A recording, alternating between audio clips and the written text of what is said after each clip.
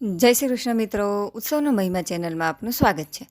મિત્રો, પોષ મહિનામાં આવતી પૂનમને પોષી પૂનમ કહે છે. પોષી પૂનમનું મહત્ત્વ વર્ષની બધી પૂનમથી વધારે છે.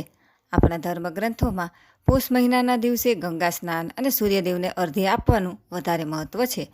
તેમજ આ દિવસે કાશી, પ્રયાગરાજ અને હરિદ્વારમાં ગંગા સ્નાનનું ખૂબ જ મહત્ત્વ છે. ઉપરાંત પોષ સુદ પૂનમના દિવસે આદ્યશક્તિ મા અંબાનું પ્રાગટ્ય થયું હતું. પોષી પૂનમ એ બહેન ભાઈના સુખ, તંદુરસ્તી અને મંગલ જીવનની કામના માટે કરે છે. પોષી પોષી પૂનમળી, અગાસીએ રાંધ્યા અન્ન, ભાઈની બેન રમે કે જમે. અગાસીએ બહેન દ્વારા આ જોડકણું બોલવામાં આવે છે. અને જો ભાઈ જમવાનું કહે તો બહેન જમે, અને રમવાનું કહે તો આખી રાત બહેનને રમવાનું હોય છે. જો કે ભાઈ દ્વારા રમે શબ્દ મજાકમાં બોલવામાં આવે છે. જીવનમાં દરેક ક્ષેત્રમાં સફળતા મેળવવા માટે પોષી પૂનમે 5 વિશેષ ઉપાયો અને 5 નિયમો કરવાથી ફાયદો થાય છે. આ વર્ષે 25 જાન્યુઆરીએ ગુરુવારે પોષી પૂનમ આવે છે. જીવનમાં દરેક ક્ષેત્રમાં સફળતા માટેના ઉપાયો આ મુજબ છે. પહેલું છે પીપળ પૂજા.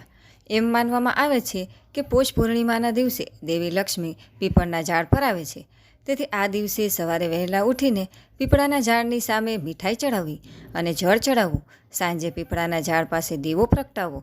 ઉપરાંત પોષી પૂનમના ચંદ્રોદયની રાત્રે શ્રીયંત્ર, વ્યાપાર વૃદ્ધિ યંત્ર, કુબેર યંત્ર, એક રક્ષી નાળિયેર, દક્ષિણવર્તી શંખ ઘરના મંદિરમાં ધન પ્રાપ્તિ માટે રાખવો અને તેને અક્ષત પર સ્થાપિત કરવો ફાયદાકારક રહેશે. બીજું છે સ્નાન, દાન અને તર્પણ. પોષી પૂનમના દિવસે ગંગા જેવી પવિત્ર નદીઓમાં સ્નાન કરવાનું ઘણું મહત્ત્વ છે.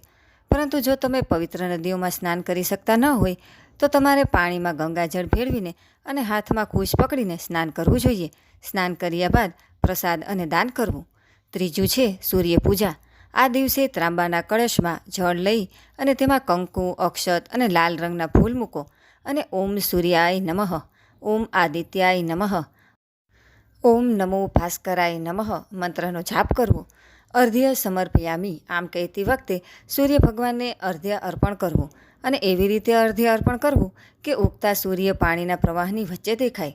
આમ કરવાથી જીવનમાં સમૃદ્ધિ આવે છે. ચોથું છે ચંદ્રપૂજા. આ દિવસે ચંદ્રોદય સમયે કાચા દૂધમાં સાકર અને ચોખા ભેળવીને ચંદ્રને અર્ધ્ય ચડાવવું જોઈએ અને ઓમ એમ સોમાય નમઃ મંત્રનો જાપ કરવો જોઈએ. આમ કરવાથી જીવનમાં રહેલી આર્થિક સમસ્યાઓનો અંત આવે છે. દાંપત્ય જીવનમાં મધુરતા જળવાઈ રહે તે માટે આ દિવસે ચંદ્રને દૂધ પતિ પત્ની અર્પણ કરવું જોઈએ. તેમજ આ દિવસે ચોખાનું દાન કરવું જોઈએ, કારણ કે ચોખાનો સંબંધ ચંદ્ર સાથે છે. તેથી ચોખાનું દાન કરવાથી ચંદ્રની સ્થિતિ કુંડળીમાં મજબૂત બને છે. પાંચમું છે લક્ષ્મી પૂજા. ઘરમાં પૈસાની કમી ન રહે તે માટે આ દિવસે દેવી લક્ષ્મીના ચિત્ર પર 11 કોડી ચડાવવું અને તેના પર હળદરનું તિલક કરવું. બીજા દિવસે સવારે આ કોડીઓને લાલ કપડામાં બાંધીને તમારી તિજોરીમાં રાખવી. તેમજ આ દિવસે મંદિરે જઈને લક્ષ્મીજીને અત્તર અને સુગંધિત અગરબત્તીઓ અર્પણ કરવી. પોષી પૂનમના દિવસે દેવી શાકંભરી, માતા અન્નપૂર્ણા, સત્યનારાયણ દેવની પૂજા કરવામાં આવે છે. તેથી આ દિવસે ભૂલ્યા વગર પૂજા કરવી જ જોઈએ. આ દિવસે કરવાના 5 નિયમો આ પ્રમાણે છે. પહેલો નિયમ છે મસાલેદાર ખોરાક ન ખાવો જોઈએ કે દારૂનું સેવન પણ ન કરવું જોઈએ. બીજો નિયમ છે સત્યનારાયણ દેવની પૂજા જરૂર કરવી જોઈએ. ત્રીજો નિયમ છે ઘરને અને શેરીને ગંદુ ન રાખવું. ચોથો નિયમ છે કે કોઈને કઠોર શબ્દો ન કહેવા જોઈએ તેમજ કોઈનું અપમાન પણ ન કરવું જોઈએ. પાંચમો નિયમ છે કોઈ પણ પ્રકારનો વિવાદ ન કરવો જોઈએ તેમજ ઘરેલું વિવાદ પણ ન કરવો જોઈએ.